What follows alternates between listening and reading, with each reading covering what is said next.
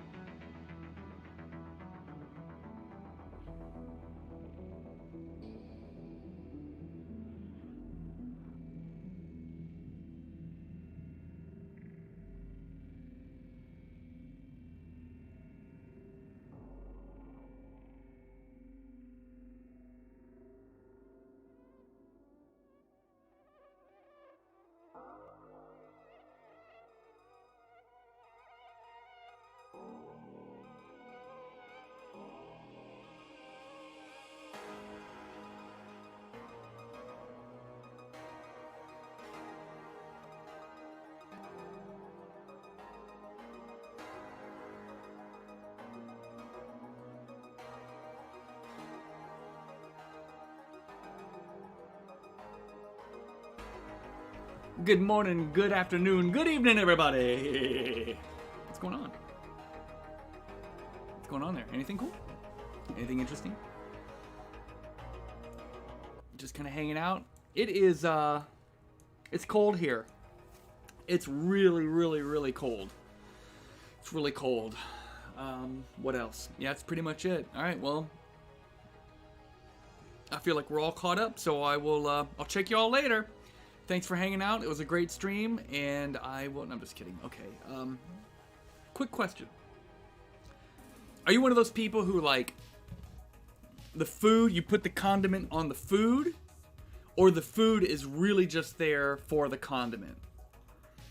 Like, I don't know all the time where I sit on that. You know what I'm saying? Like, sometimes I'm all about the pizza, and then sometimes I'm all about the hot sauce that I put on the pizza. And there's times where I'm like, man, I kind of want to order pizza just so I can have hot sauce. Because you can't just have hot sauce. I know this is true for a lot of people who love ranch. It's like you just can't have ranch. That's gross. Blech. All by itself. But, and oh man, I love vinegar. Whew. I know that sounds crazy. Don't judge me, man. Don't judge me. But I love vinegar. Alright? Lay off of it. I can be weird if I want to be. I don't go to your house and judge you for what you eat. Man, I'm sorry I even brought it up. If you're going to be like, I'm just kidding. I don't know what's going on. Alright. Before I turn our screen over here, let me put my glasses on so I can see what's going on. Oh wait, I have a glasses cleaning cloth. A click, a click, a click.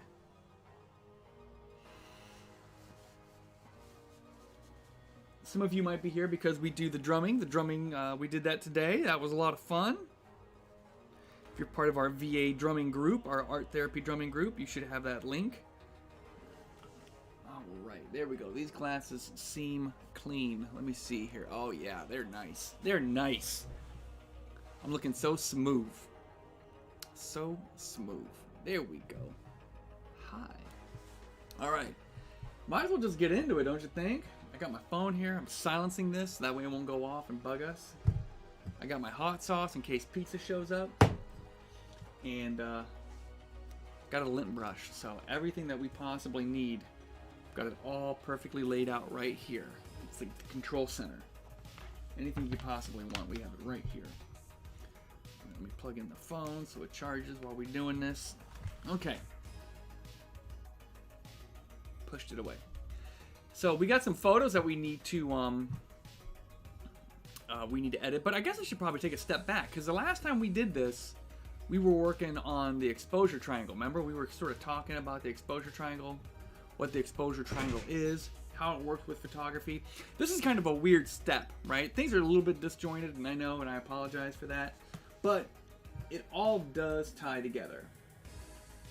And the exposure triangle is the most fundamental part of photography. It's a thing that follows you whether you have a $10,000 camera or you're using the camera on your cell phone. What's on the screen right now, these three things, the aperture, the shutter speed, and the ISO, they're going to follow you through all that stuff.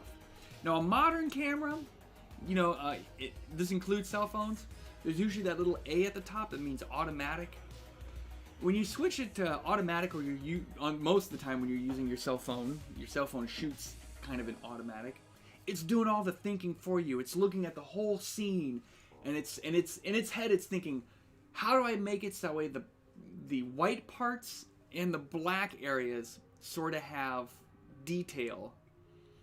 Because once it figures that out, then really what's happening is that middle range, right? If you think about, let's bring up the great Photoshop. Okay? And we're going to do a couple of things here, a couple of exercises to help you understand how your camera works. Because this will all lead into the photos that we've taken today. Because then once we talk about this, then I can discuss the stuff that we did to get the photos that we got. Okay? Cool. So check this out. If we go here to new, and it doesn't matter, we'll just do standard HD 1920, but whoop, let's try it again. One more time here. Come on now. My God. 1920 1080. All right, the fingers. I'm so excited. I'm so excited. I had like 2 peanut butter and jelly sandwiches, so I'm just filled with sugar and carbs, and I'm ready to go. So check this out. When you take a photo, what your camera wants to do is even out the exposure to something that is called like 18% gray, or we call it middle gray, but it's really more like 18%. And it's basically this color on our screen right now. This is sort of 18% gray, okay? This is what your camera, if it was able to do this, it would try to take a picture so that way its total value, its overall value would equal this 18% gray. Now, obviously, that doesn't happen. When you take photos, there's all different types of, there's light spots and there's dark areas, and there's just not a single value. It's also color, right? So how does color start to equate to something like an 18% gray or whatever? I'm trying to see if I can find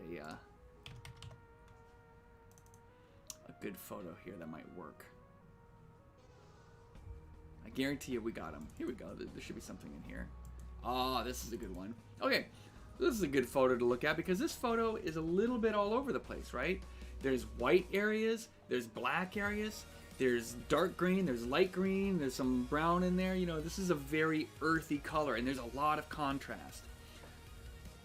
If we go and we look up our histogram, and here's our histogram. Can we make this bigger? We might be able to make it bigger. Will you let? Can we?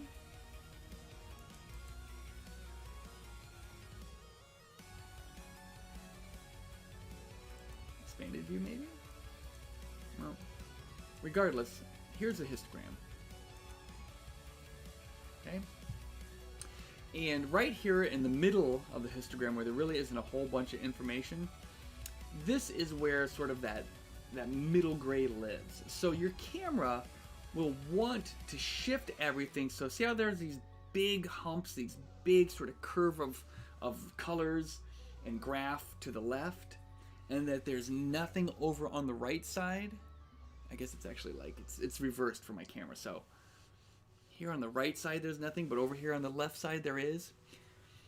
Like everything lives there. And we can actually turn this to luminosity. This is even better. Okay, so this is even better. So here we can see that there's this big sort of ramp up on the right side, and there's a big drop off on the so I'm working backwards because of the camera. There's a big ramp on the left side and a big drop off on the right side. There, we're done. Okay, we got it. So this side over here, the side over to our left, that's where all the blacks and the dark colors live. Over on the other side, that's where all the whites and the light colors live, okay? But here we are with our picture, where it seems, if you look at the histogram, that all the information is really on that dark side, right? And when you look at this picture, you can see it is predominantly a dark picture. If we just sort of look around, you can see that most of the areas of this picture are pretty dark. And the really bright areas, which is just the waterfall, the water here coming off the waterfall, that's almost nothing. That's a very small amount of this picture. It's less than 3% of the picture probably, right? Because even between the waterfall, the little bright spots, there's dark streaks and things like that. And then this middle ground, which is right here in the histogram, right in the middle of the histogram, it's still pretty low because we don't really have a lot of middle ground either. Like when you think about these trees and these leaves, your eyes see those as kind of bright, but the truth is they're actually not that bright because you are seeing it, your mind is processing it against the darkness, right? So it sees really dark, and then it doesn't take a lot to sort of make things sort of pop out of complete blackness, right? Even like if you look at my webcam right now, I'm not really lit all that well, but because these areas over here are fairly dark and these areas over here are fairly dark, I sort of pop out, even though I am fairly dark. So there really isn't a whole lot living in the mid-tonal areas of the luminosity for this photo. Everything lives on the dark side. But I did that on purpose. Nobody would ever tell you. Your camera would never properly expose a photo like this in automatic or in your iPhone. Okay? It never would. You would get this photo and it would look like this. We go to the levels and we just start to bring everything up. Whoops. See, watch this hump here. See how we can sort of move that hump to the middle? This is what your camera wants to see. It wants to see a much bigger hump sort of in the middle of that histogram. But look at the photo now. This is what a bright, properly exposed photo looks like from a technical standpoint. But from an artistic standpoint, this is terrible. This is absolute garbage, right? There's nothing cool about this at all. This is what looks good. All right? So how does this relate to what I'm saying about the exposure triangle? What I'm trying to tell you is that your modern camera, your modern phone, and your modern camera set onto that automatic setting won't always give you the proper result. This is why you go out and you take a photo and you look at it and you go, why doesn't this look like how I see it? Why is my camera taking a picture of something different than how I'm perceiving it? And that's because your camera is doing a whole bunch of calculations and algorithms and it's coming up with its own solution. What you need to do is learn how to use these three things, and you can unlock these functions on your phone. Like here I've got a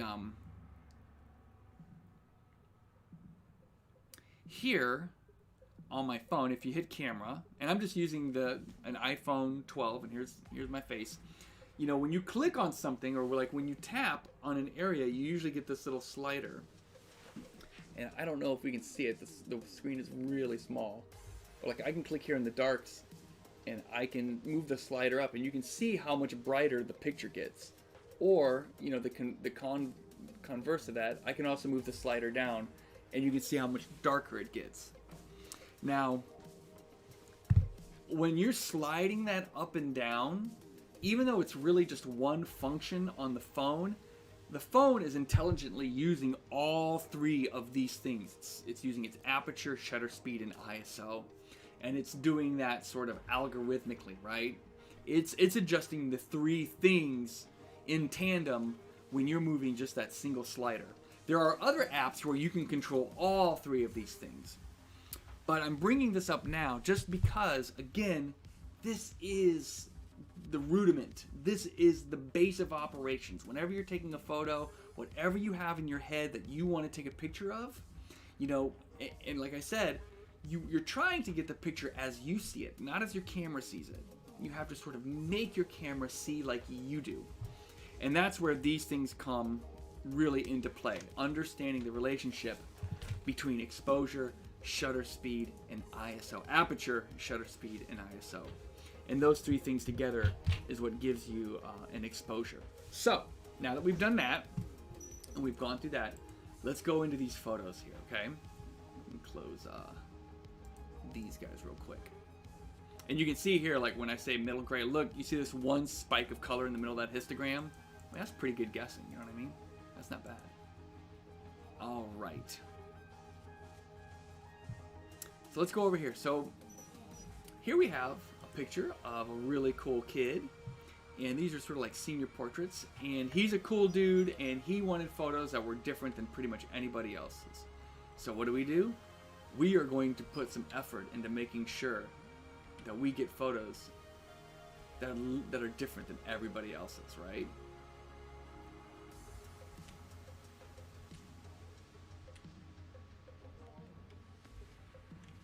And when I like approach photos and things like this, it's always going to be about things about like, how am I going to deal with color? How am I going to represent, you know, sort of the realm that we're in? What's the picture that we're going to take? So the first thing I'm going to do, we're kind of editing these from scratch. We took these a while ago, and it's time to sort of get rolling on these. So I'm going to start going through kind of the cool ones here.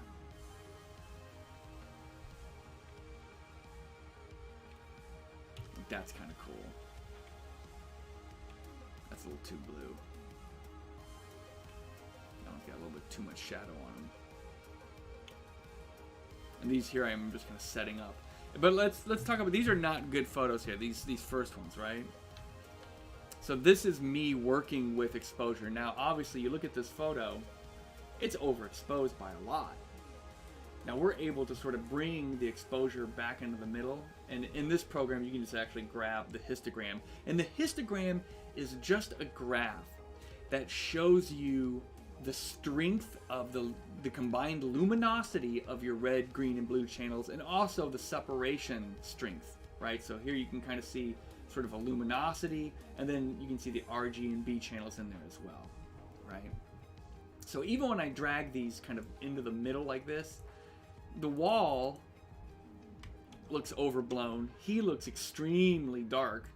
If we start to drag this over here to where he's got more, you know, proper illumination on his face, then the wall looks even brighter than it did before. This is, again, another example of just too much brightness.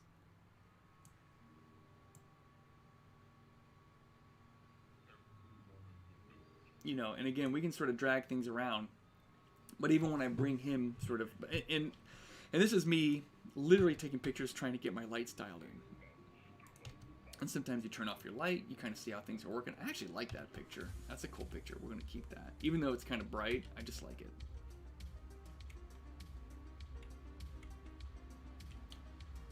And I like this one too. Even though it's kind of got this like shadow cutting. We'll see what we can do with it.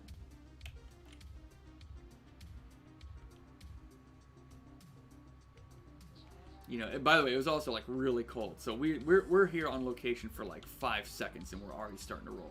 That's a cool picture. Like now, I'm in a place where I feel like I've got good, like a good amount of exposure. Like that looks cool. We got 2 different lights. Actually, I think we got 3 different lights. We've got a white, a blue light, and a red light. So I'm hitting this whole area with a bunch of different options. Like that's cool. That's a cool pick. That's a cool pick. You know, that's a cool pick, but that's a little bit dark because I don't think, but you know, the nice thing is we got control over everything. I can pull it up a bit. That's cool. You know, these are all photos, like, I'll probably get rid of these signs, crop it a little bit better. Like, I'm sort of cropping for him, or I'm framing for him. Should probably be a little bit more like that on this guy. Yeah, see, that looks a lot better. So right now, this is what I would call sort of a first stage edit. We're not really editing the pictures. What we're doing is we're sort of editing which ones are good, right? Kind of getting in there, figuring out which ones are the good ones. So I want to get a bunch where he's smiling because my man's got a great smile. He got the world's best effing hair. I'm not even kidding. And then really, I'm looking at graphics, and by graphics I just mean the shapes. You see how like before, like that, this over here, this white area, this bright, it's not part of the picture, and then we've got a whole different texture. It's great just to kind of bypass that, get straight to the photo at hand, you know what I mean? And then I'm just gonna bring up the brightness a little bit. That looks awesome. It's kind of a cool behind the scenes. This is my man's dad. How cool is that?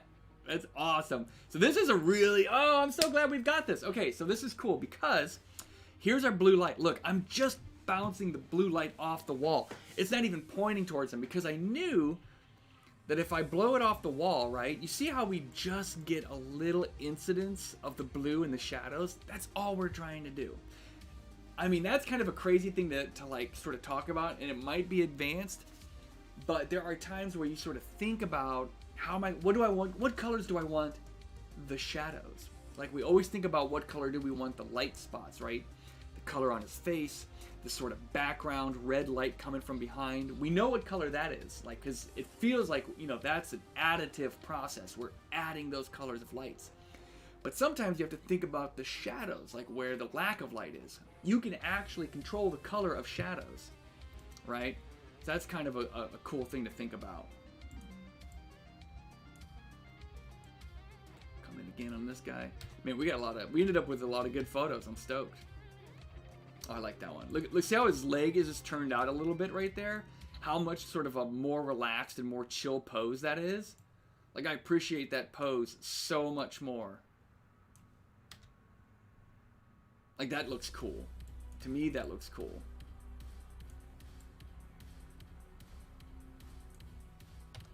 Get a lot of awesome looks out of this. And this is just such a cool location to even take photos.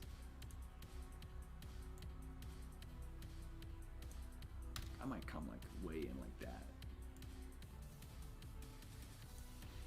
And these are nice because these are coming out of camera pretty good. Like I don't really have to do a lot of work on these guys. I think, you know, in many ways we can just sort of clean up a little bit of acne type of thing. And then just out of curiosity, what if this is gonna look terrible, but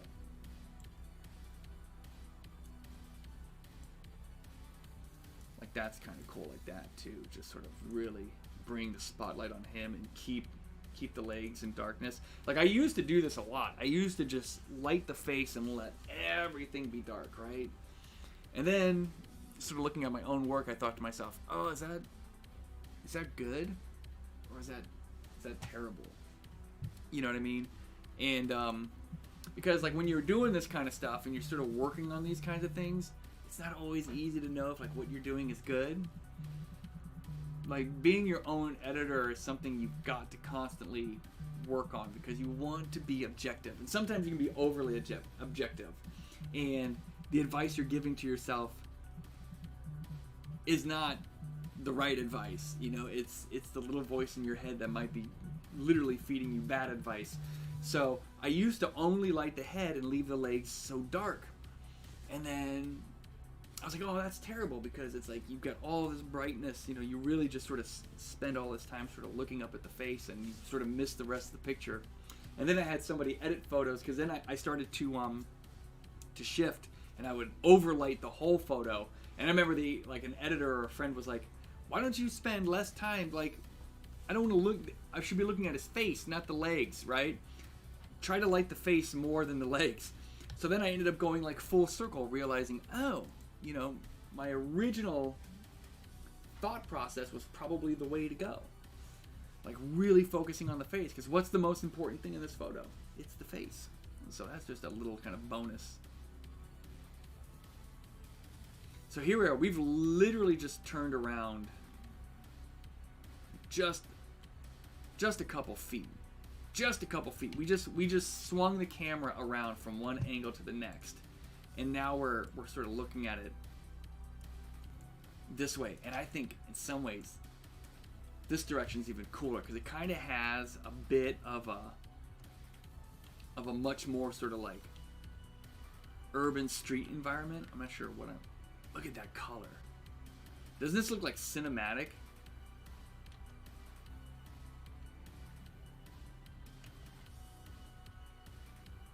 Like that's a great picture. Look at that. Like I like that one. I like all these. I even like kind of like the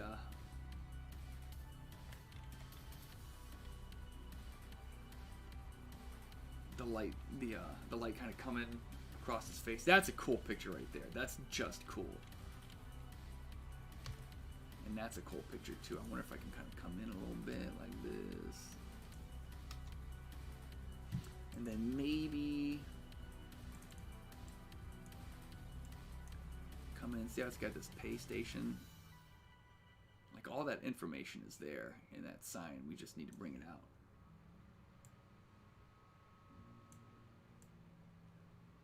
There you go. You just got to get it to the point where it's like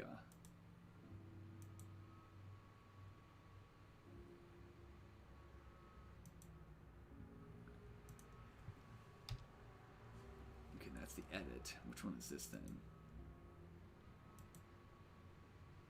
That's crazy. Crazy. Okay, yeah. Cool. These are all, I mean, like, these are hard because they all look so cool.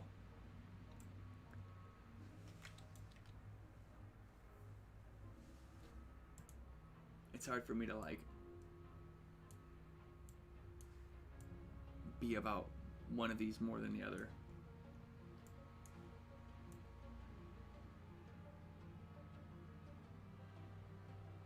Let me see, what is it? What do I want for this? Like maybe, yeah, like a negative. That's cool.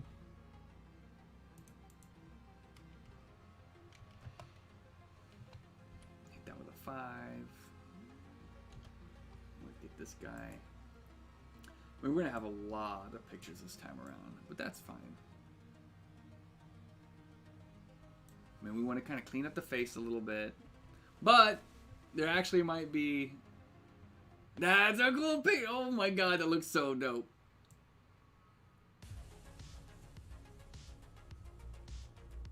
I want like a hint of that flare on the left side like that. We're gonna Photoshop out the stand, but I like the flare. The flare is cool. All right, hit file on that. Oh damn, that one's cool. That one's cool. You have to realize, I mean, again, it's cold. Like, my man is holding it together, but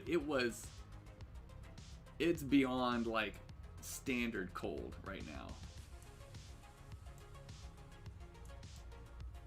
Way beyond standard cold. It is cold. Look at that. That's so cool. That's a cool one. That's a cool one. And I'm just looking for subtleties. And right now, when you see me sort of straighten the photo out a little bit, I'm sort of straightening it against, you know, usually kind of somewhere between the center lines that he's in between this line and this line, but I'm going to skew more towards straightening this line because it's in the center of the picture. That's just for now. I mean, there's other times where that, you know, that's not a rule or a law or anything. That's a concept. And there's nothing in there that says this is how you do it. This is how we're doing it. Look how cool this looks. Oh my god, I love it. I absolutely love it.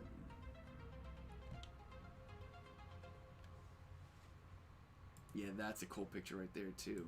See, this is, I wanted to get a little bit more of that realm.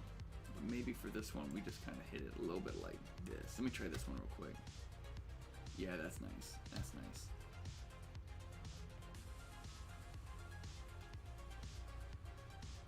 I kind of like that too. Maybe we'll just do one that's like really in there, because here's another thing that we might end up doing. So we have these new sort of shaders and sliders. Look what we're able to do with this. I can take this straight into some serious like cyberpunk type shit.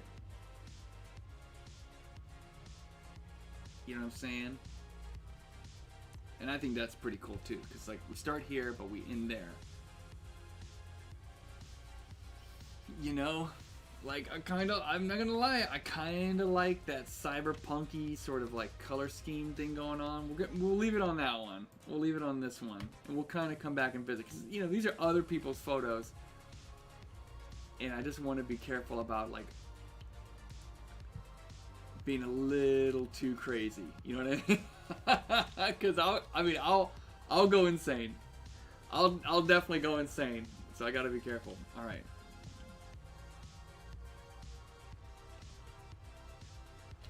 Awesome. All those are awesome. All those are awesome.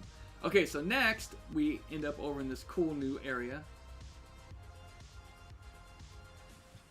Oh my god. This is not a great photo, but I love it. I don't know what to do. Let's bring the highlights down a little bit.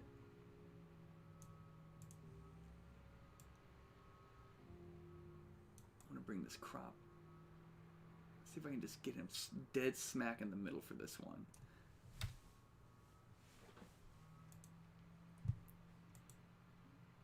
Like, it's too much light by like 100 million miles. But if I take all that down, grab this, kind of do what we just did a second ago.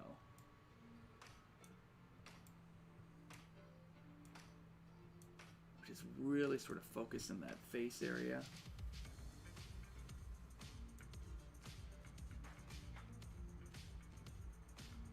bring a little bit of those shadows. I think I'm going to include this just because it's such a weird photo. Oh, another thing you can do too if you want to add like almost an atmospheric sort of blue, you've got this thing here called the tone curve, or just usually called curves, and you can separate them out into channels. So you have the combined luminance, you've got here it is. So combined luminance, then red, green, and blue.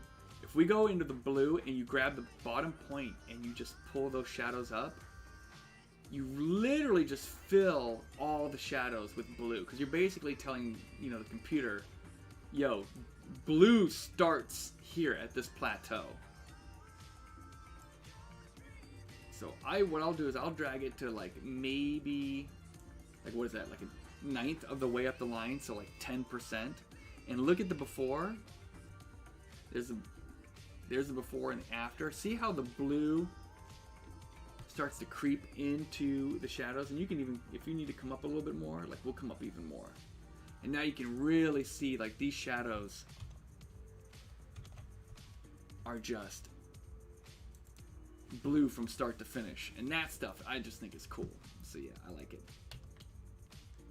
It's a weird photo, but I love it.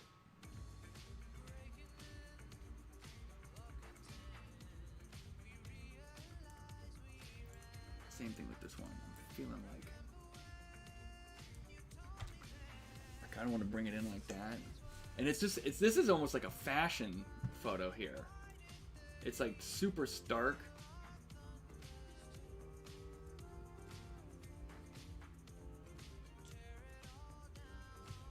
And we'll go in and we'll Photoshop that out. But I mean, like that's cool. That's just a cool sort of like,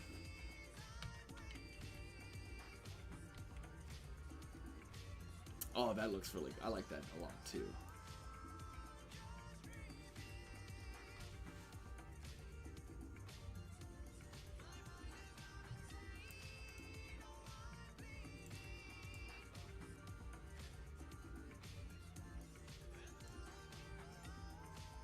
I want to just try to bring in just that edge like that. I mean, that looks so dope. Like if I was shooting fashion, it'd be a lot of that kind of stuff right there for sure. All right, cool. Take that, take that.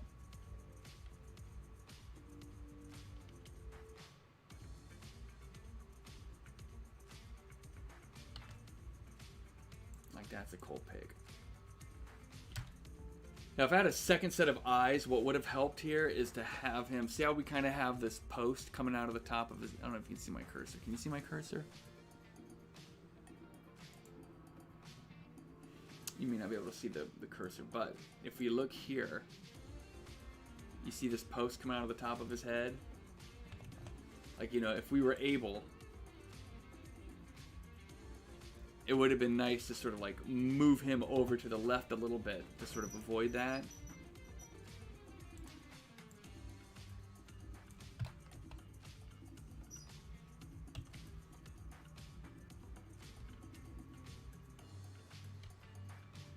And we're getting a lot of, so only thing we're gonna have to do here, I like the shadows on his chin, but see up here on his nose, we're gonna work on those. We're gonna get rid of those. So by the time we're done, that's not gonna be there, okay? It's a little bit too busy.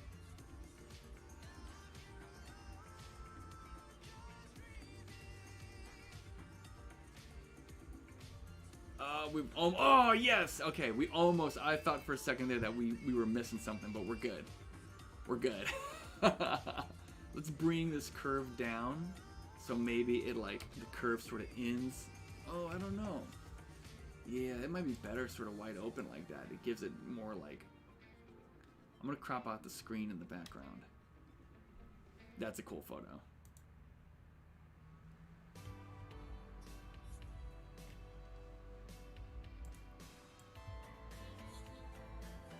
I'm gonna bring that up just a bit like that.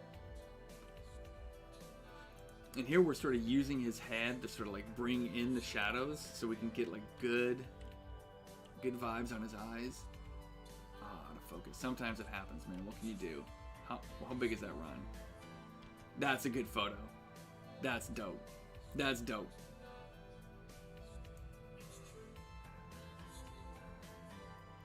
Another thing we can do is we can go up here to these and we can start to shift. So I can literally shift.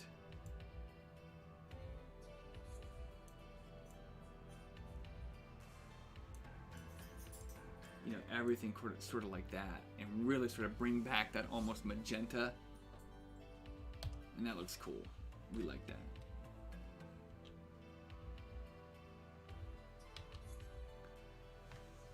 Oh my god, it's so good. We got so lucky. I can't believe that I've waited this long to edit these. These are so cool.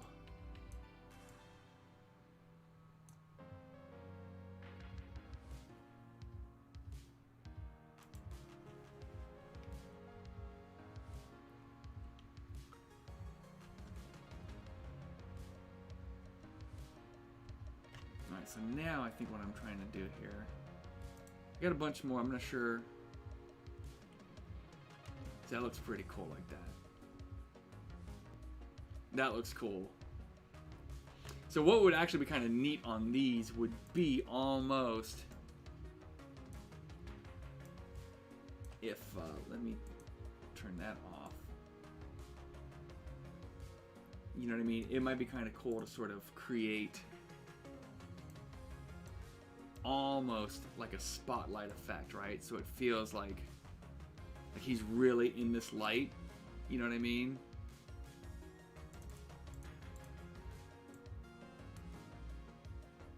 And we can do that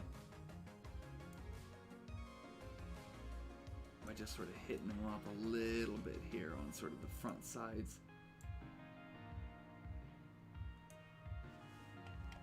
And then come and sort of clean it up.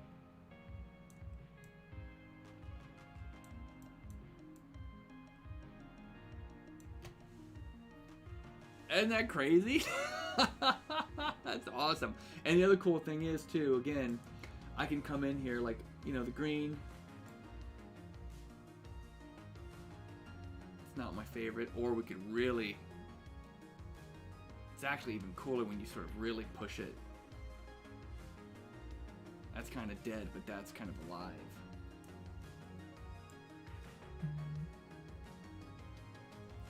And then I can take his skin tones and sort of wheel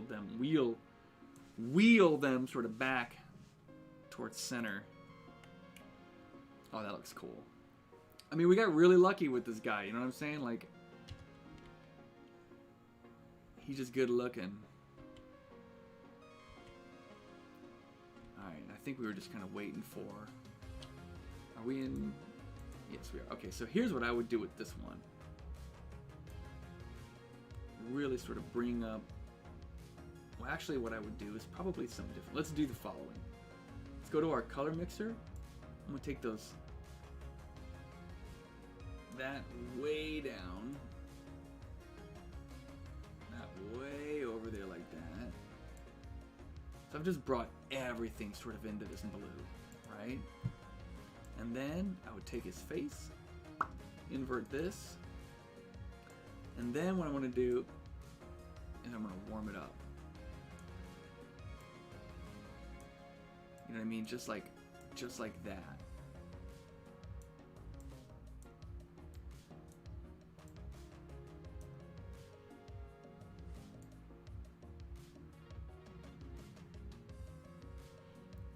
And now it almost has that, oh my god, that looks so cool. Now it kind of has that, sort of like a spotlight grid effect on him, right? Which I think is pretty cool. And a spotlight grid, you can basically direct a light, so that way it hits him. And then we're just doing it digitally, that's all.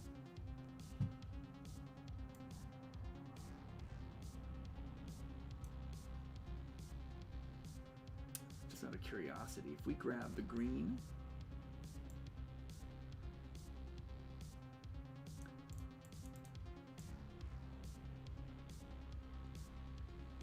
we can really get in there and sort of like tweak things a lot if we wanted to. I think we'll leave it kind of where it is, right about there. So they got these lights in the background. And the problem with what we got going on right now is the light. He's way darker than the light, so that's not a cool effect. So a couple things we can do. One, we just sort of straighten up our horizon. We got him almost exactly on that. And then we can just sort of digitally relight. By the way, I shoot all the time knowing that there may be a little need for post. This is what I've always done, so I'm not... Some people shoot, they call it, oh, there's a term for it. You know, you shoot for quality at camera or whatever. You know, it's basically the whole concept there is, it's like you shoot so that way whatever comes out of the camera is as close as possible to whatever it is you're going to deliver. And I honestly think that probably is the way, to be completely honest with you. You should always try to get the best picture out of camera. But I am a child of Photoshop.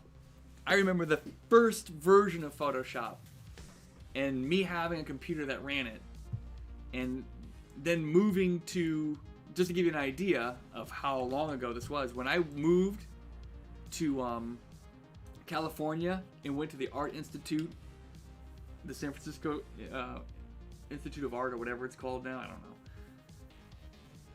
They did not teach classes in Photoshop. I knew more about Photoshop than they did. So I went to that place for one day and was like, this isn't working for me.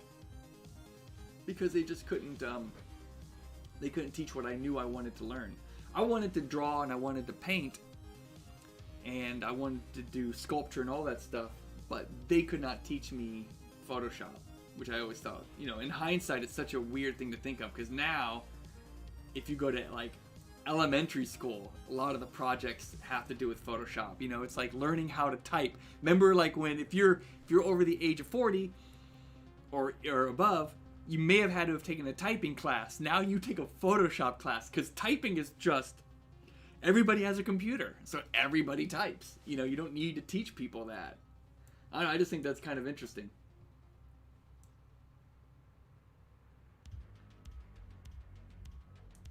There we go, that looks cool. Oh man, come on.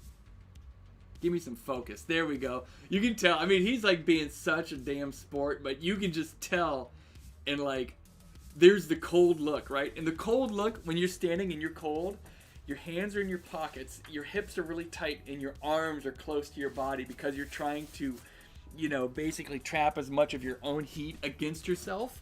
And you can just tell that he is cold. His hair is blowing. I mean, I cannot stress enough just how much of a damn trooper my dude was, because it was cold. It was cold.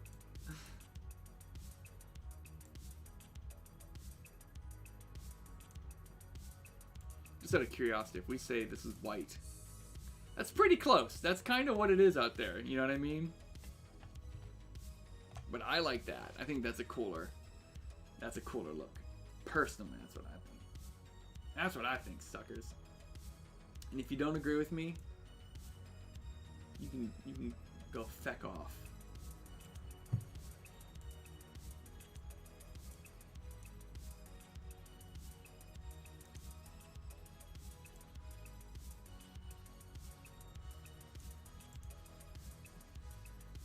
Ah, just so cool. So cool. All right.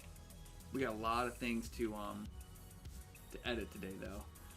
I wonder if I was also like freezing my ass off, because you can see a lot of these pictures, man, the focus just isn't where it should be, and I'm just like, come on, Ben, you can do this. You can do this. Luckily, I've had some photo shoots where you're just like, wow, did I not ever even press the focus button once? Because none of this seems to know what is happening. That is frustrating when that happens, where you're just like, oh my god, I have to deliver photos where nothing is in focus. Nobody's going to be excited by that at all. Did you see that? Like when it first loaded? Like that. I mean, that's something that you also need to remember. When you get these photos, one thing we haven't done yet is we have not set the color profile yet, so we should probably figure that out. That landscape one looks nice, doesn't it? Yeah, let's go with landscape. That looks good. That looks really cool. We may have to go through each one and do this. Oh my god, look how cool that looks! Oh shit!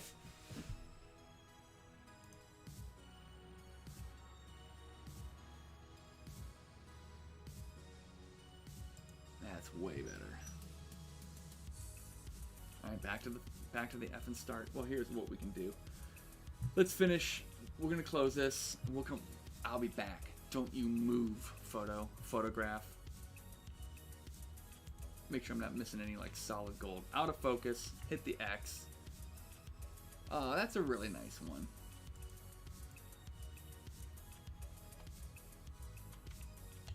I like it. I like it. He cannot.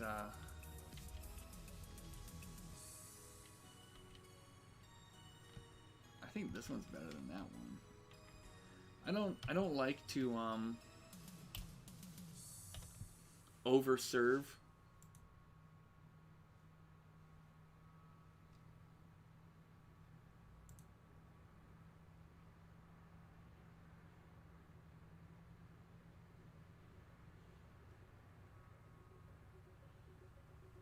Like you can definitely overserve.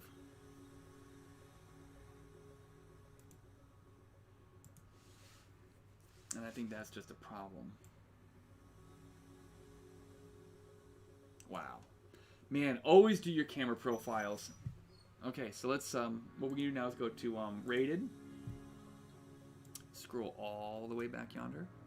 And now we can really start to like figure these out.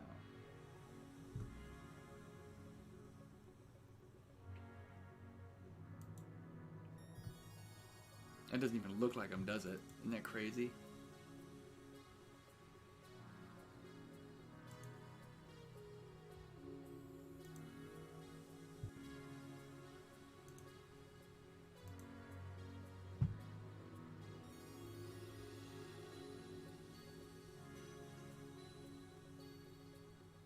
See, I'm kind of like, I'm going between the two, trying to figure out which one I like better.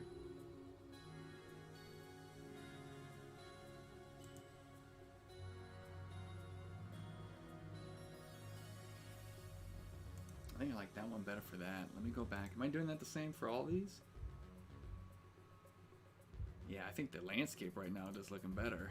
You know, we get the, there's no rules. We get to do, oh yeah, look at that.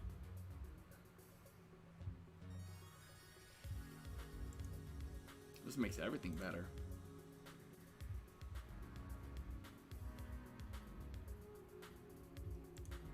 Zoom out. What looks better here?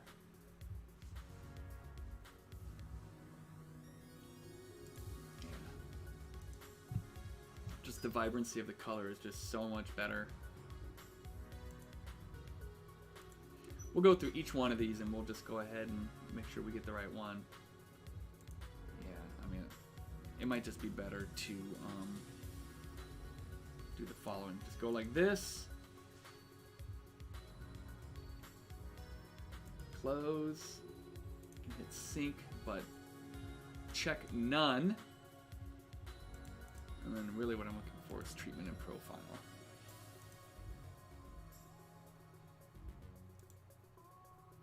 Yeah, and now they should all, they just look so much better. They just look so much better. Your camera, your raw file comes out flat. So you always have got to do your profile.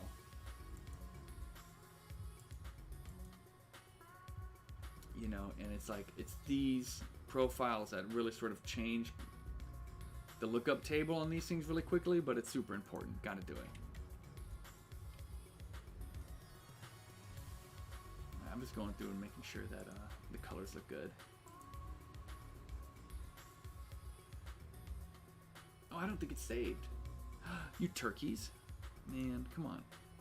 Come on, bruh. Yeah, that one's right. No, it didn't put them all on. No, that's right. What about this one? No. Man, come on. Let me try this then again. Close. Right, that's a profile. Sync. Treatment and profile. Synchronize. It looked like it did it that time.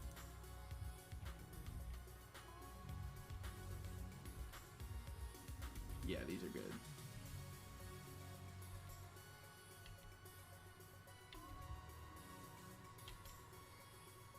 Alright, but then, out of nowhere,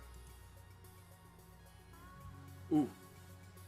I see, like now, these might be a little too feisty.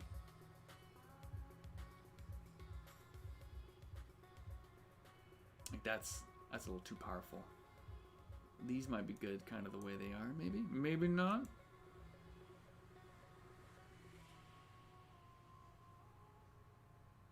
Oh, Tim, shit! I totally missed what you... Tim, if you're still there, I apologize, man. Dude, I've never had a chance to even talk to you, bro. That's crazy. Oh, I don't know if you're still in chat. Because I'm just like... I'm staring at this shit. But anyway, man. That's awesome. It would be... I totally think people should edit their photos. You know, the cool thing about editing, I think, personally... I do it all the time. So it would just be like, you know... it'd be like you and I playing like electric drum sets and stuff like that. Like I have an electric drum set and I struggle with it all the time. Especially like when you're trying to get specific sounds and things like that out of it, intonations and voices, you know, something like that, you know, I need help with. But for you, it's probably like, yeah, no problem, man. I do this all the time. Not a big thing. All right, let's see if that worked. Across the board.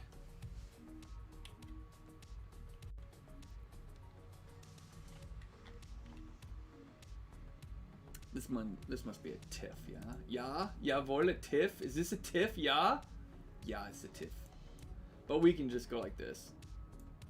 Just hit that, hit the contrast a bit.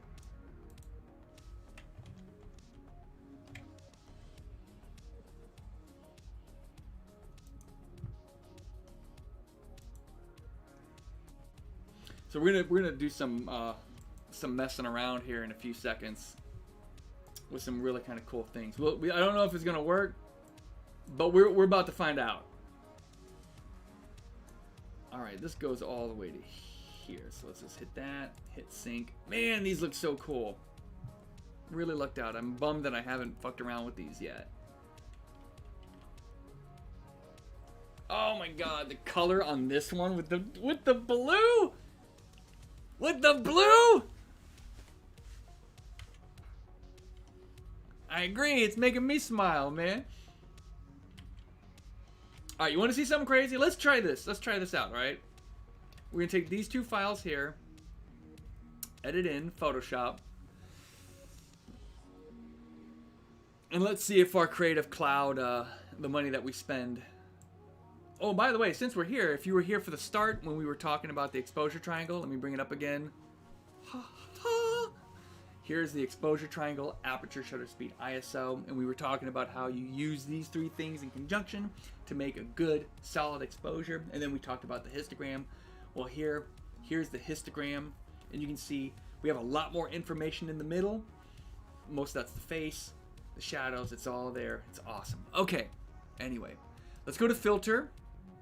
No, plugins, right? Is it this? No. Neural filters.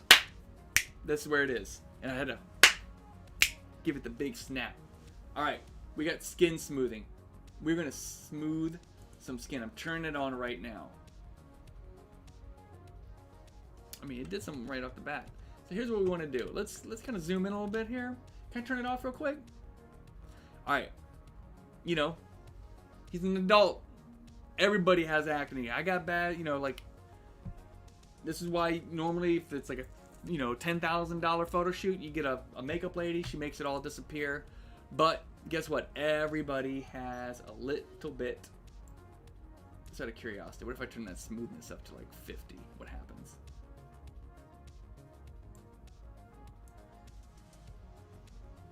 I can't tell. What if I turn it down to 0? Oh, interesting. Interesting. Surface blur? What if I do that? I honestly can't tell really what's happening, to be honest. To be straight up with you. So we'll stick with like maybe 50-50. So here's the thing about like when you're doing skins, when you're doing any sort of skin, is that you really want to be careful because there is a bunch of little details in there. So I'm gonna hit OK. It's supposed to make a new layer, so we should be able to turn it on and off. Okay. So let's turn it off.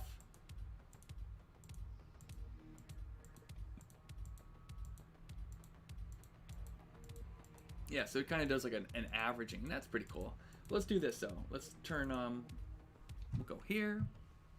If I turn this off, what does it look like? That's pretty weird, isn't it?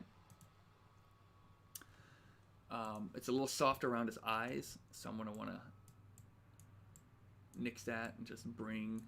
So I got a mask, and I'm able to sort of like paint out a little bit of the smoothing with the mask. The next thing I could do is I could come down here. Let me see if this makes a difference. Just spot healing tool. And we're just going to sort of hit.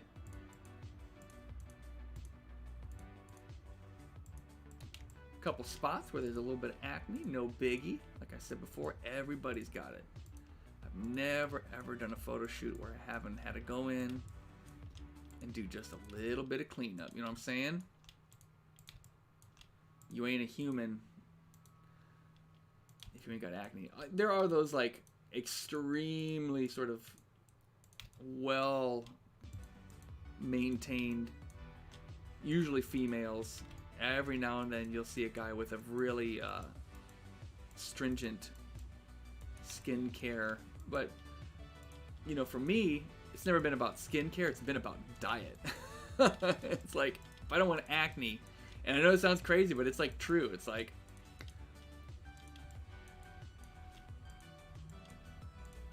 as soon as I start eating really greasy foods, it's over. It's weird that this layer sort of brought the acne back in with it. It's just weird to me. Oh, nice job, Photoshop, you crack addict. Now, you know, one of the nice things that I am seeing, though, that is really cool, is that it's keeping the skin texture, because that often just gets deleted when you're doing these kinds of things, and you end up with these incredibly sort of smooth faces. And I have friends who do photography, and you know, sometimes you see what they do and it's like, man, what happened to that person's skin? It looks like, it just looks like plastic. Dude, you airbrush? That's bad ass, man. My friend Terry Fairchild. Here, let me, where's this thing at? Hold on, Tim. You'll appreciate this. Here it is.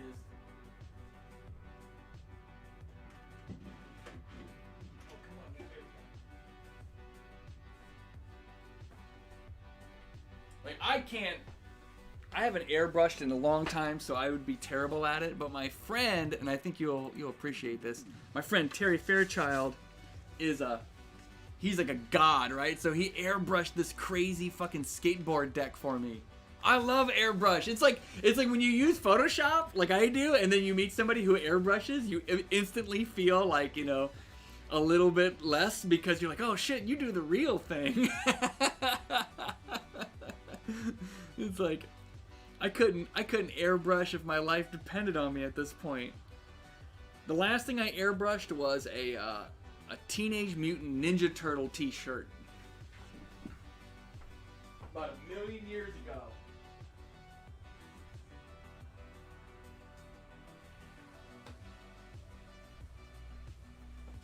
Like 100 million years ago. And then I discovered Photoshop, and I was like, I'll never have to use my real hands again. I'll just pretend I'm an artist.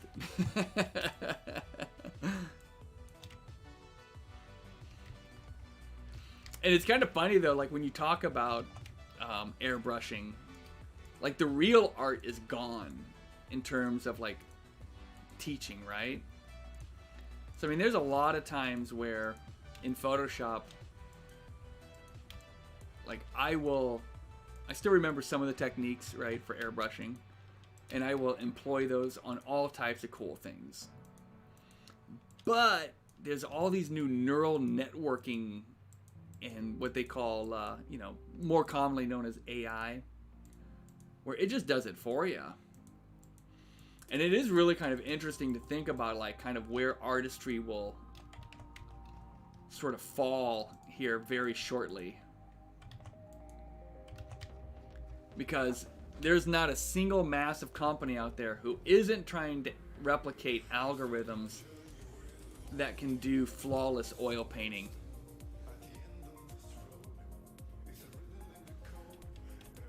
You should just do the best of both worlds. Just drink alcohol while using Photoshop. I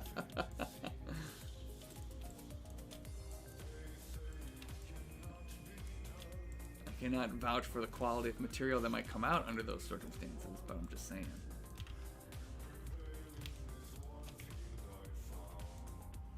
Like, there's this really cool algorithm.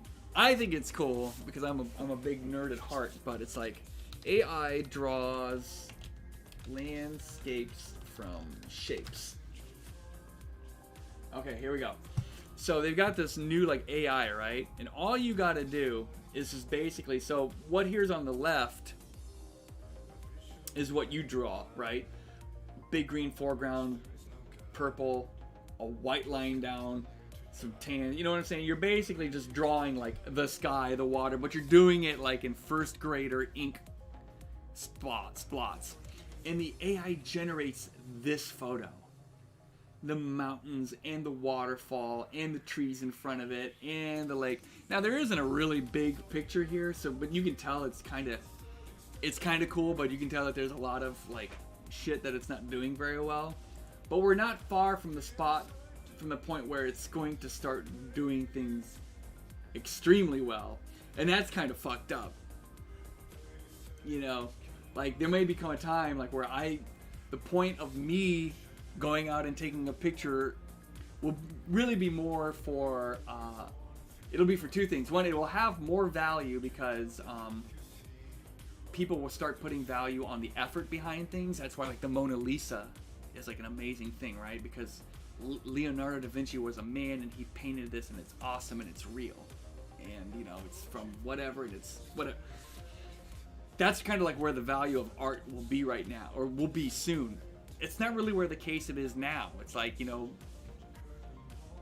me traveling quite often, and the same is true for like musicians touring somewhere. It's like you don't necessarily get a whole lot more money if you tour far away from home. Quite often it's like, oh, it's just the experience of touring, you know.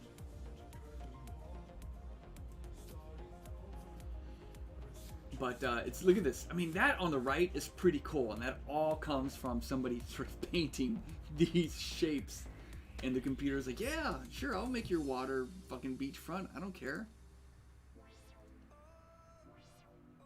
NVIDIA AI Playground. Can we go do it? Well, wait, what? Let's go do it.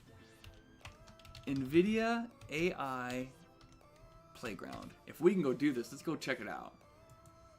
Let's do it live right now. Fuck it, we're doing it live. Here we go. Is this it? Yes. Launch interactive demo. Here we go. Let's draw something amazing. Please check the bottom in the terms. Yes, I've checked it. Okay, so that's where we started. Let's see if I can make us a Bob Ross. Are we ready? I think we're ready. Landscape. Mountain. Okay, so here we go.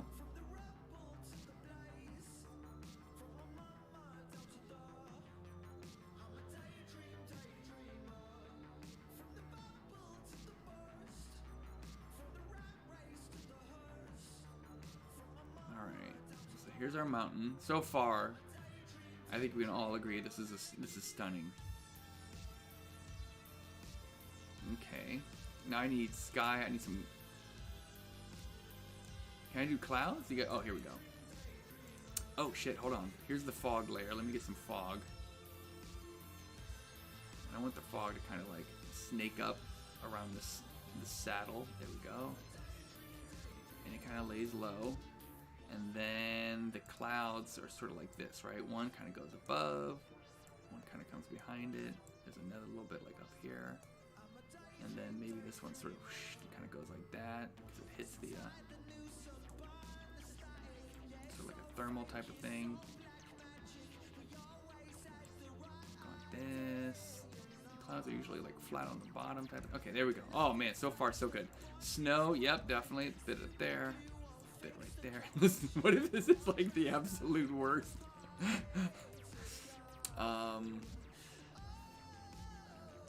Ground, other pavement, road, sand, mud, dirt, plant. I just need grass, dog. There we go. Okay. Right, and then oh no, well, that's fine. We'll just kind of go like this. But he kind of like really kind of comes out like that on that side. And this guy kind of goes off the side, but he kind of circles back around like that. Bush for sure. Look at all these fucking bushes. Holy fuck, it's like bushland. Shit is so fucking crazy. Tree. Boom. This is definitely a fucking Bob Ross painting now. Alright, you ready? Let's hit generate. I mean, come on, dog. Where did my fucking mountains go? Too much damn fog.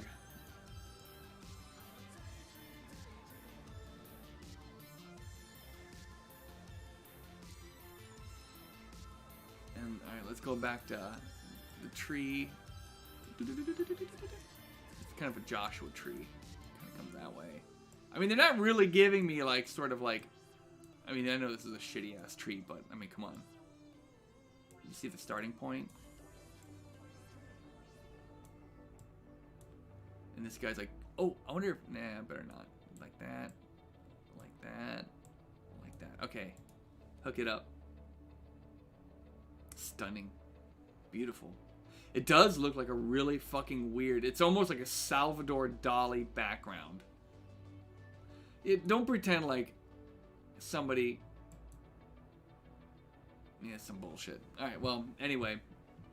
Brush, oh, there's a brush size.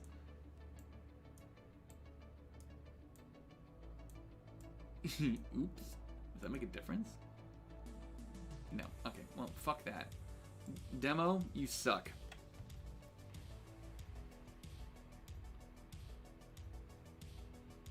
What's going on sort of in this bottom area here?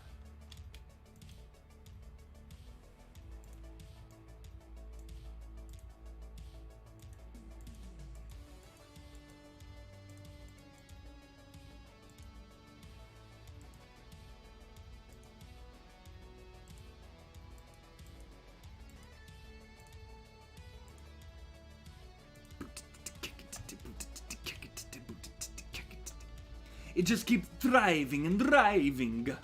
Hit that save button. Hit it up. Alright, so that's the way that Photoshop does it. If we wanted to do it the old-fashioned way, you go like this.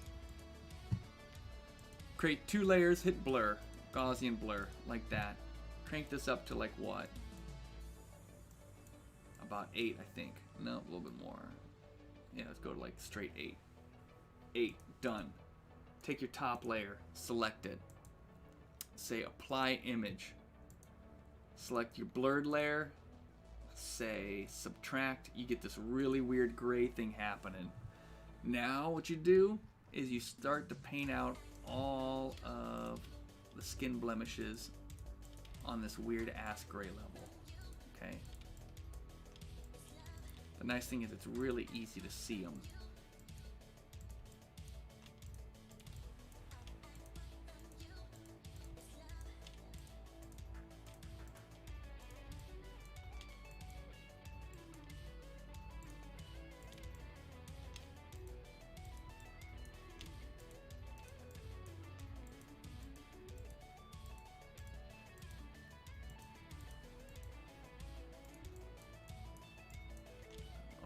Almost getting it all here.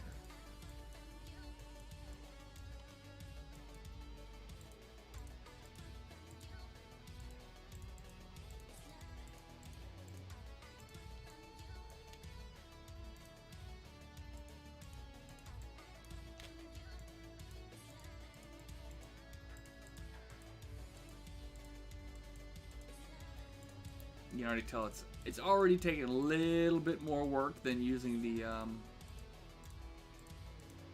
neural algorithm, but is it going to be better? We'll just have to wait and see, man. I want to give it away.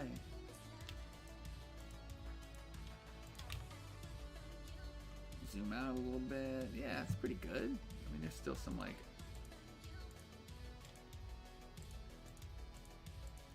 I always feel like there's a fine line as to how much you can go in and sort of retouch a face. If it's... I mean, there are times where you do like a glamour shoot, and I mean, like, it's for serious, right? The person is supposed to look like... It's supposed to look like you spent a shit ton of money on that photo shoot. And I'll go through, and there have been times, without exaggerating, that I've painted every single fucking pore on their face. It's the best way to make something look clean without completely destroying the facial texture. Because, like, if you just go and do a flat color, everybody knows that's Photoshop. It looks like shit. It just doesn't even look real. So you have to go in and you have to manually adjust the value for every single fucking pore.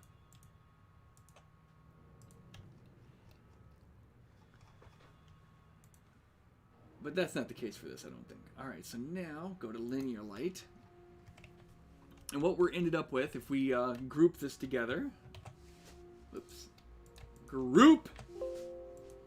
That's the before and the after. Before, after, before, after. And you can see all we've done is gotten rid of all the little splicks and speckles. The next step is we're actually working on the blurred background now.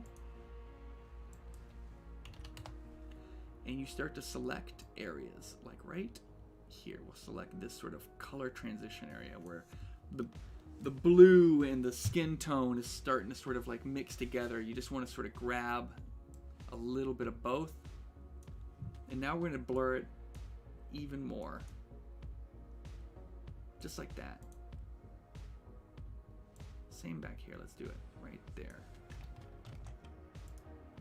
And then right here on the forehead's a good spot. That's nice. And then over here on this cheek, kind of following the shape of the face. Like that. And this highlight, let's get rid of that. It's gone.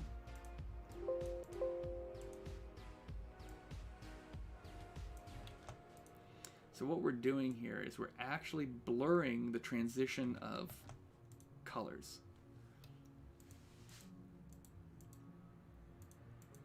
And it kind of just smooths everything out. So nice. You can do it here. Whoops, that's a little much. Like right there. And all it does is just smooth out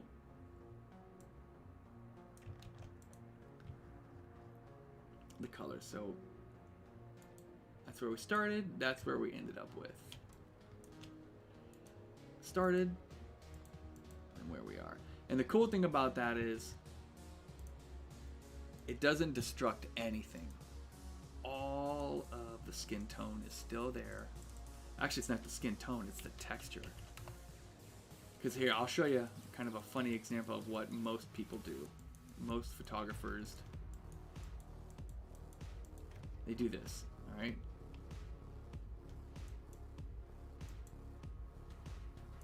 Get rid of that. Watch closely. So, here is your photo. Actually, let me try that one more time. Here is our photo. This is the original photo. And then they do this. They go plugins, I'm sorry, filter, blur, surface blur. Where's it at? Right there. And then they just try to basically blow. This is what it literally looks like. So then they do this. They hit OK. Because surface blur is supposed to be smart. It's supposed to preserve the edges while only blurring what's in between them. You know, so technically all that skin that made it be dirty and all funky. So it's thinking.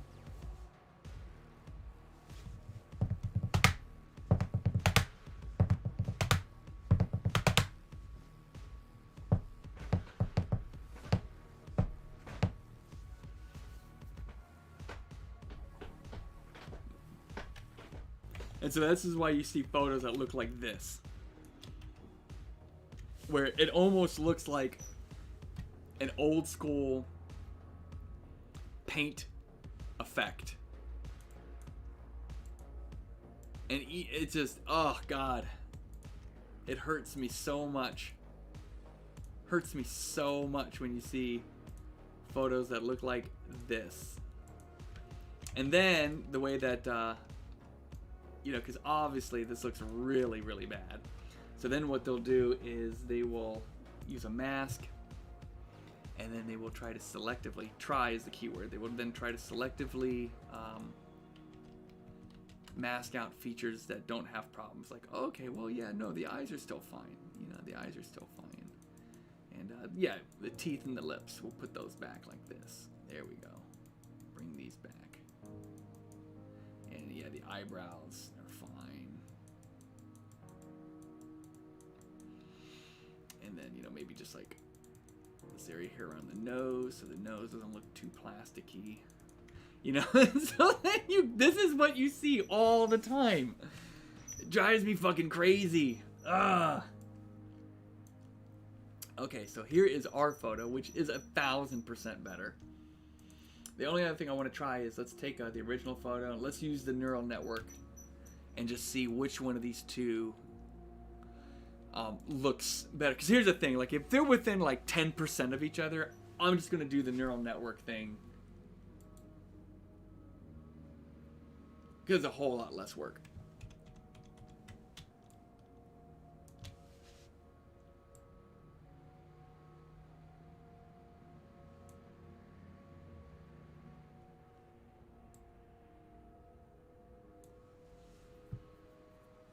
And we hit OK. And let's take a look. So that's the neural network.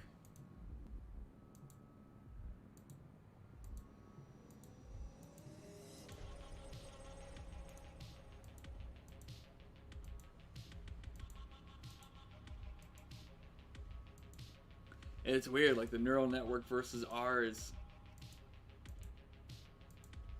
I mean, I think ours looks better, but it's not bad. It's not bad. Yeah, it's not terrible. It really isn't. I'm sticking with ours though. But that's kind of interesting.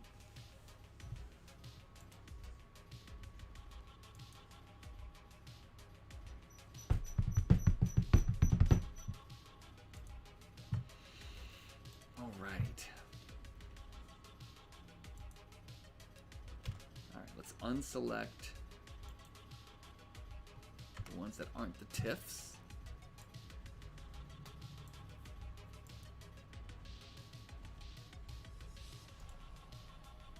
Edit this one in.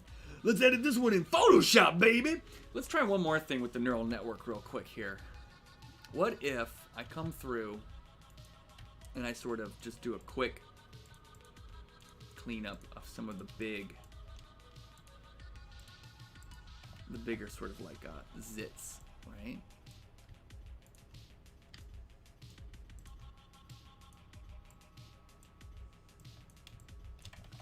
Here's another thing that a lot of people don't do in Photoshop, but if you are using the clone tool and you're not having a lot of luck with it, you can always sort of sample areas nearby and then use that sort of as your stamp or your clone, and then you'll usually just get better results from that.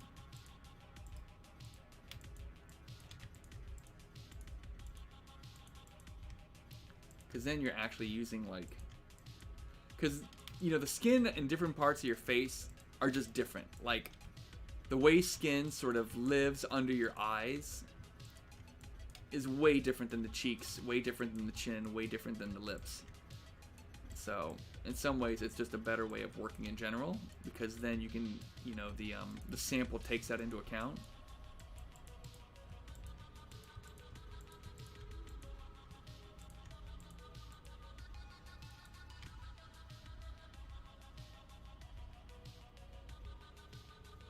I mean, just cleaning up that acne. He's got great skin. I mean, it literally is one of those cases where just you clean up about 20 new and old zits, and it's like, boom!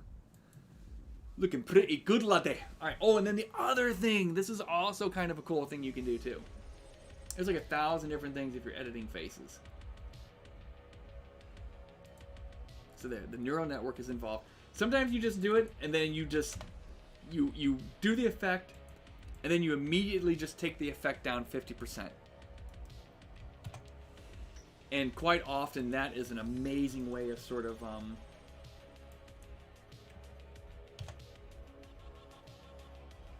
that is an amazing way to get the benefits of both the underlining picture, which is the humanity. I mean, I think you can edit the real character out of a person so easily. It's way harder to edit well and make it be the person than it is to do it well. But these are actually, these are coming out pretty good. These are coming out pretty darn good.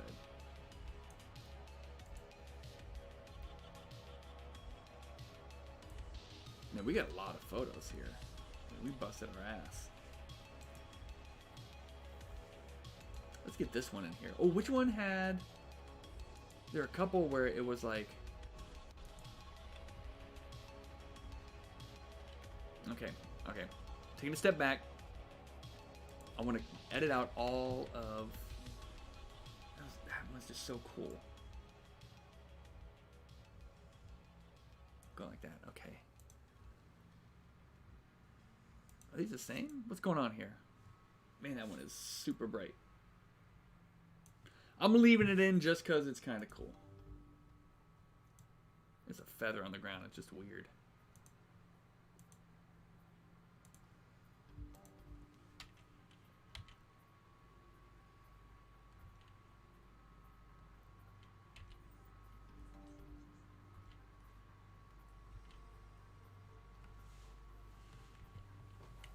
Some of these come. Oh, here's a good one. This is a good one to edit. Let's edit this one in Photoshop. Opinion, what do you think, bud? I hope you're not on camera doing that to yourself. We'll get busted. This is gonna be a hard one to edit. I don't know if this is gonna work. And I don't know that because check this out. We can content aware this.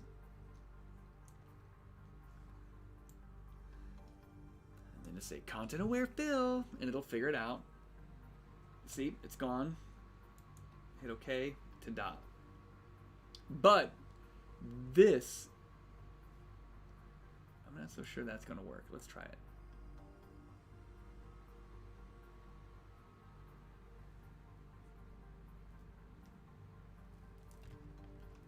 Let me zoom in, make sure I got the edges. Okay. I have no idea. All right, Photoshop, show us how smart you are, you dirty bastard. Well, I mean, it tried. What's that? We'll erase. We don't sample him, for God's sakes. Better? Oh, it wants to so bad. What if I don't sample anything back there?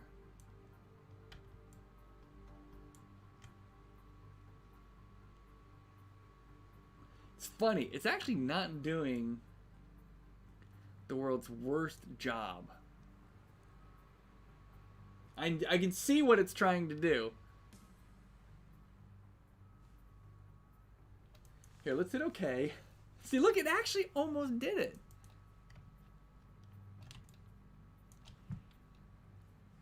Now I wonder what would happen if we tried to do it again. I mean, I could go like this. I could go like... Oh, actually, check this out. Let's try this.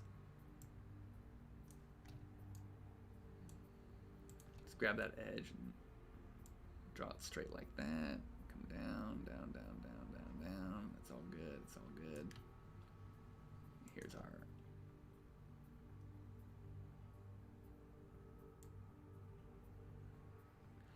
Now we're just like literally in good old-fashioned Photoshopping 101 here.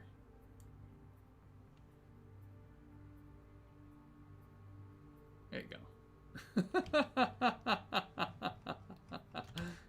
You know? I mean, whatever, dude. Don't judge me.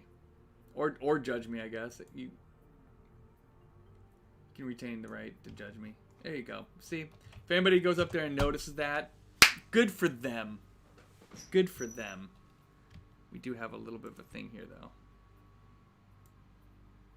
There we go. And save again.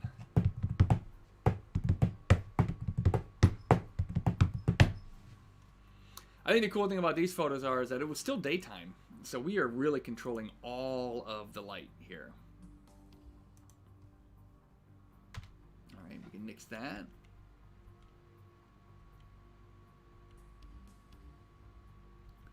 We'll keep that one in.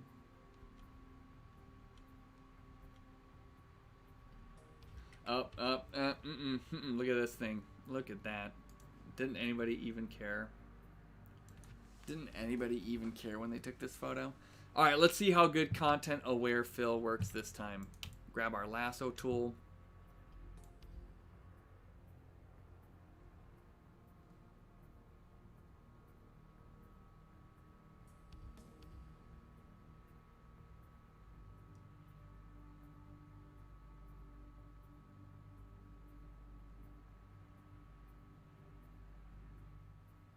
Boom. All right, let's hit it up. How smart. Holy shit. I mean, come on. There's some things that Photoshop just does, and you're like, all right, that's pretty fucking cool. Look at that. You know what I mean? Like, that looks fucking fine. That's cool. We'll hit save. We're done. Photoshop does it all for us. Every now and then, it's worth its monthly cost. Not always. Sometimes.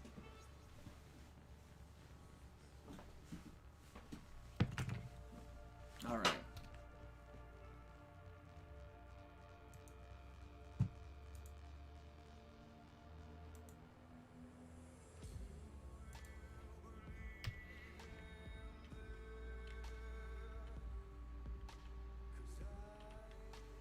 All right, let's get these two. We got some, you know, let me just see if I can just do it here like this.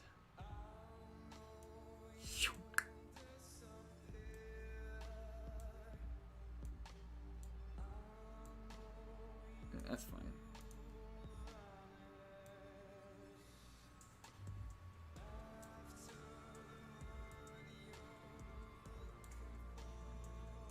I mean, any keen observer will notice some weird tripoding shadows, but not my crew.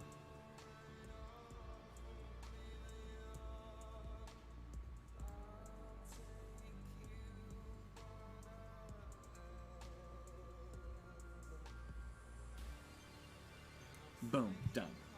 Boom.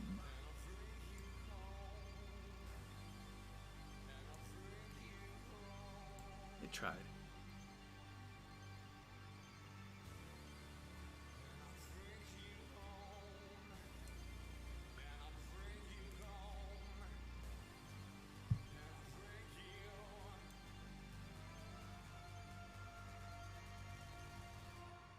I have no idea what the song is. I'm just really quickly cleaning up these tripod legs. Usually what I'll do is I'll just, let the end client be like, hey, you need to pick out which 20 you like, which 30 you like, or whatever. And then once they choose, then we'll go in and we'll clean them up.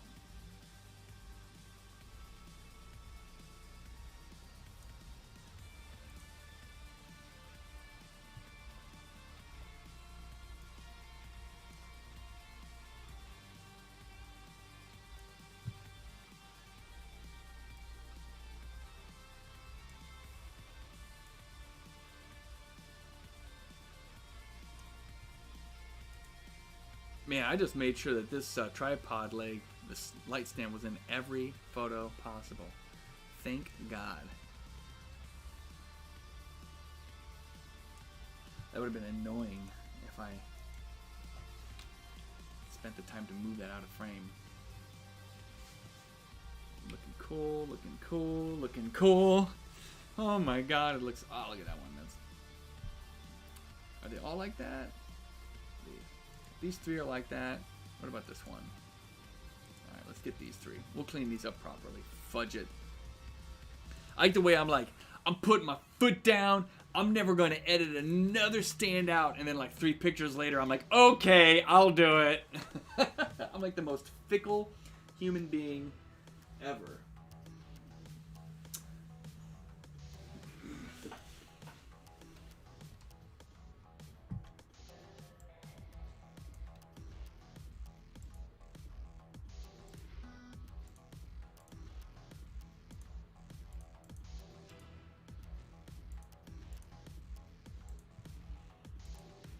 I am going to let Photoshop do all the work, though. Screw it.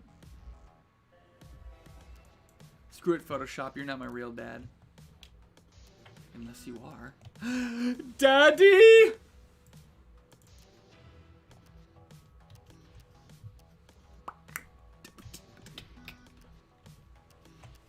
was so good to sort of step away from these photos for a little while. I had taken these photos and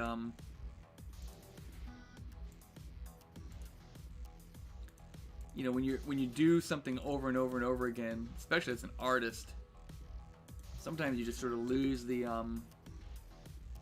inspiration. And man, the inspiration is such an important part to all this stuff. It sucks. I personally think that when you're uninspired as an artist, it's the exact same as being depressed. Like being uninspired as an artist is tantamount to depression. And that can also just mean like being bored as an artist. Nothing is worse than when you're just like, it's like I want to create, but nothing inside of me has the energy to create, or the need, or the drive, or nothing is calling to me, nothing is inspiring me.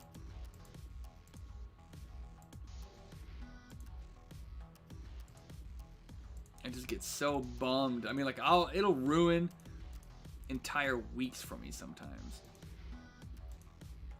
And then you start to fear. At least I do. Like then once I get into that mode where it's like I'm in that boredom depressed mode, it's hard to get the energy to get back in it. Because the flow is gone. Sometimes there's like a fear about not being able to sort of re-get into it type of thing. Or sometimes it's a fear that like you've put it off. That weird fear that you get when you put things off too long. It's like a whole bunch of things, for me at least. Other artists might be like, no problem. I just pick up my trumpet and I play it. Everything's fine. I'm like, fuck, not me.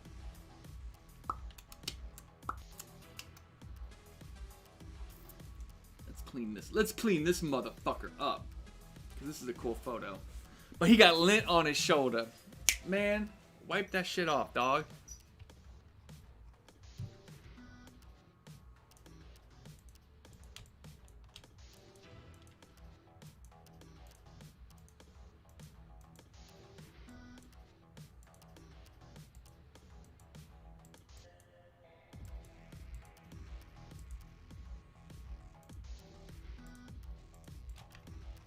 Actually, he's got one of the, I mean, have you tried to have an absolutely clean black woolen jacket? I mean, they are the original lint catchers, man. Like, his coat is so clean. There's been times where I've gone to meetings, and as soon as you step out in daylight and you look at your shirt, your black jacket, you're like, I'm not wearing this. I'm not walking into this meeting wearing this jacket. This is the jacket of a serial killer. What's going on here? What is going on here? Oh, interesting. Okay. Hit save. Sometimes Photoshop, the graphics card just poops on you.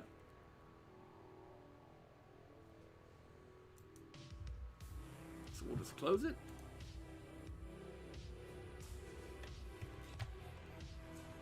And we're back.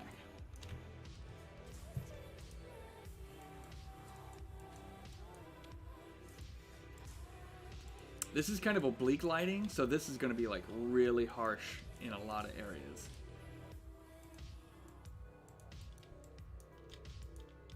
Like oblique lighting here on the side of the face.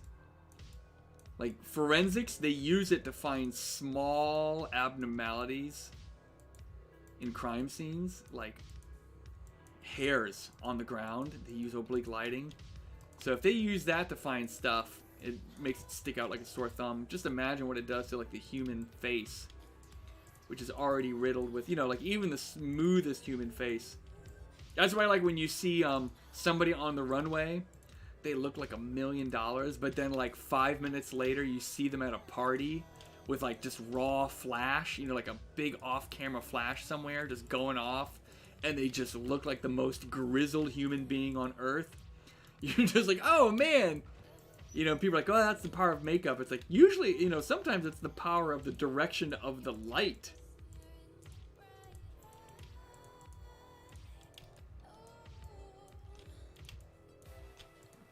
You know, you get on those runways and the lighting is all just so flat and in front.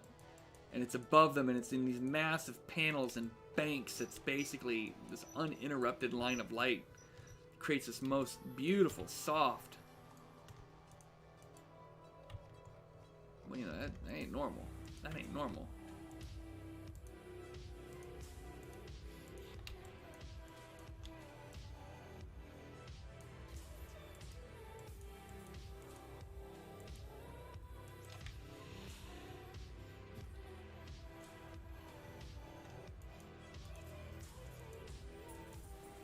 Yeah, my dear. Alright, I love you, cutie.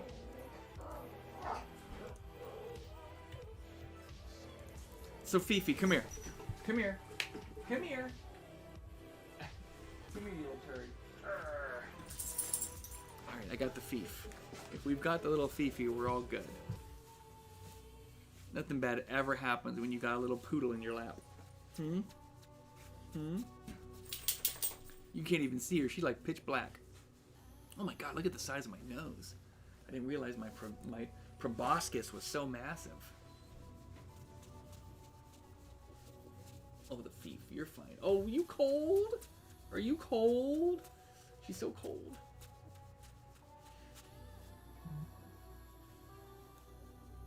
What is that? Text message.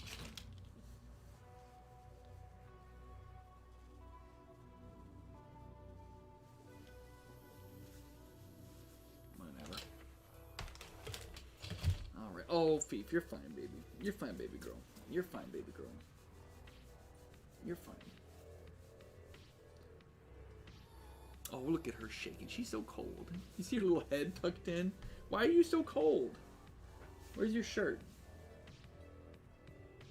Fifi. Oh, she a good girl. Alright, back to the editing. We'll keep her here in our lap. Want me to put you, I can put you in the vest. You want to be in the vest? The vest is best. Here you go. There you go.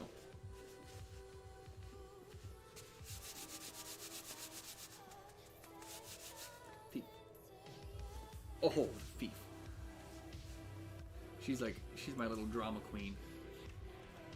Now That's gonna be like impossible to work, because she's just gonna be like all up in our business. She's gonna be all up in our business. Filter, neural filters.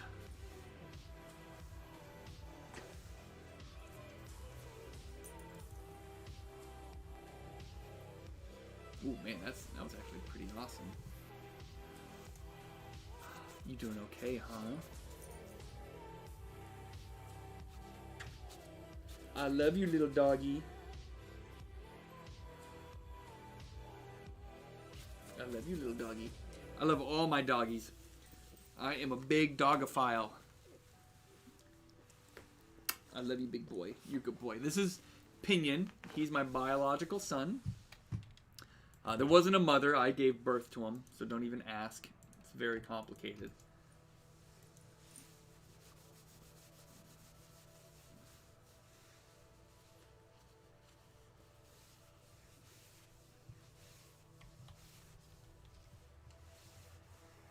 I wonder if we can go...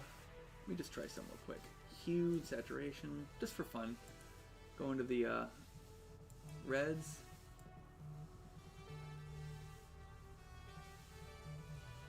There you go. There's like a really weird Pearl Jam cover. All right, let's turn that off.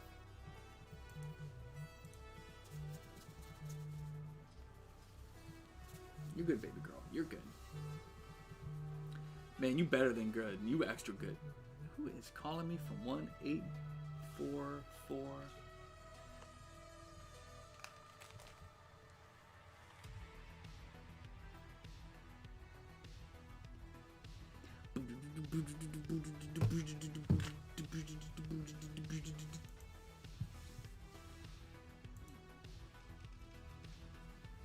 Did it update or not?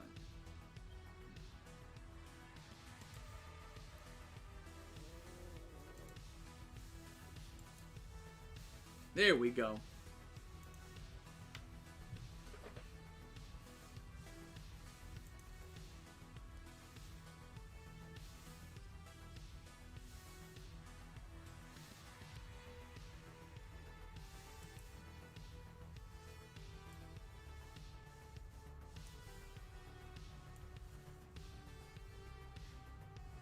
That didn't work at all.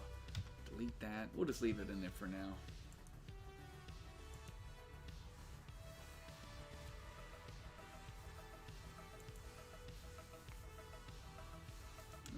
Edit this one, get the face all cleaned up. What's up, baby thief? She's probably getting hungry for food. You good girl. There you go. You all warm? You feel warmer? Let me go check the heat. Stay put.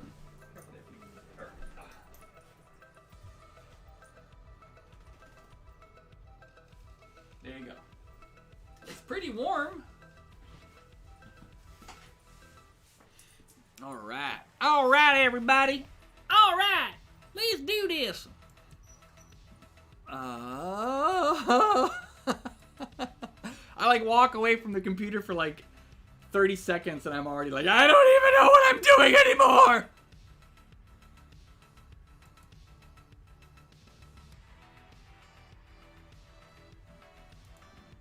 My ear itches, y'all.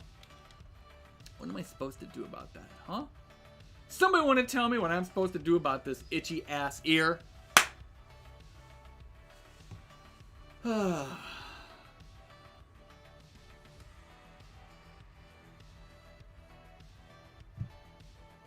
I love them. I love them all. They're all awesome.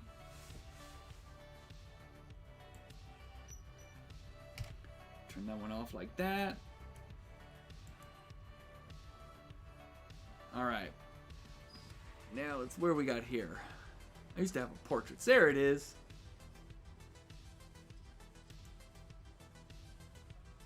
Cool. Go over here. Oh, here's the other ones that I took before. We'll get back to that.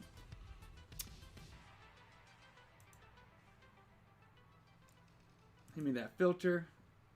Give me the ones that have got a rating on them. Man, we got a lot. These are awesome. Okay, Let's drag these in here.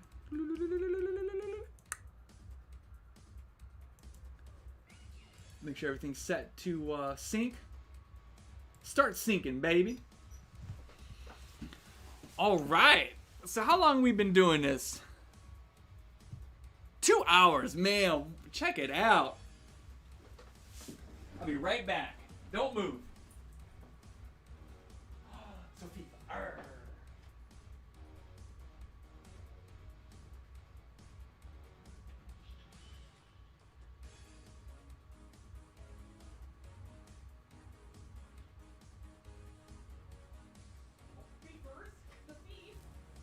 The beef.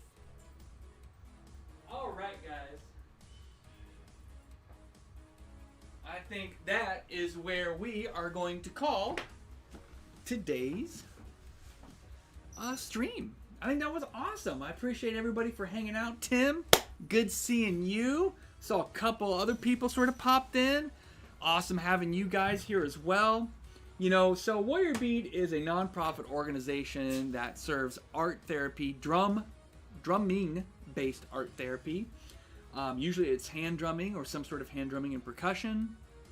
But we do it mostly for veterans and veterans suffering from PTSD, anxiety, depression, substance abuses, but also from physical and mental challenges just in general, right? Drumming is an amazing way to sort of... there's a whole bunch of science behind it. I'm really bad at reciting the science, and I don't want to say the wrong things. But if you just go to, say, Google, and you just type in, you know, the science of drumming or something like that, the neuroscience shows that playing the drum changes the brain structure to fucking make you smarter than unmusical people. Well, that's one thing. But I mean, there's a whole bunch of things. All you have to do is kind of go through and just start reading it. And you're never going to find a single article that says anything bad about the effects of drumming. Drumming is positive in every single way. There's something called entrainment. Entrainment helps you to connect with yourself as well as other people. It helps sort of bring all the biological rhythms together. Now stop. Just hold on. I'm not talking that metaphysical stuff either, okay? I don't have anything against metaphysical things.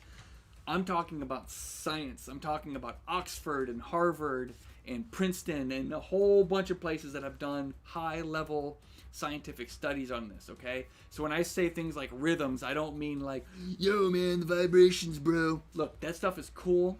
And, you know, if you're down with that, I'm down with it. It's not my thing. I'm a science guy. So I'm just letting you know that obviously, you know, the metaphysical people have found a lot of beautiful, wonderful things having to do with drumming. But scientifically, medically, there are just so many fantastic things having to do with drumming and healing. Have you hurt your elbows, your shoulders, or anything you're trying to get through physical therapy? Try drumming. Try drumming. There's ways to even use your legs in drumming too. So it's not just hands, but your hands, drumming, also to help you think. If you're suffering from depression, try drumming. Try to drum for 30 minutes a day.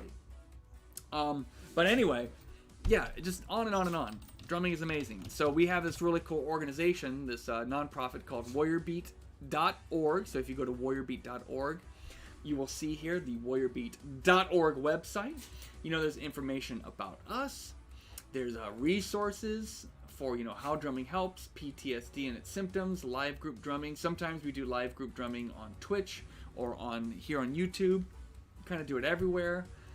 If you really want to help us out, if you really are interested in helping us out, because we always need help, you can support us with Patreon, or you can support us with a single-time donation. Either one of those, big help for us. So, you know, if you got some money burning a hole in your pocket, and you're just like, man, I want to sleep tonight feeling like I was a better person, right?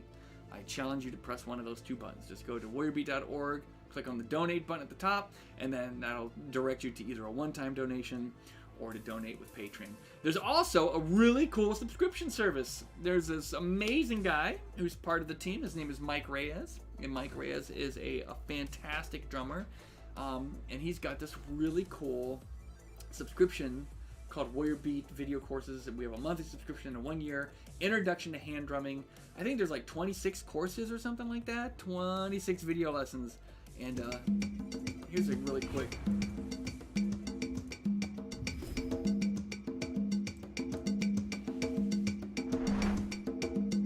It's going to teach you how to play the cajon. It's going to teach you how to play the djembe. It's going to teach you how to play the conga.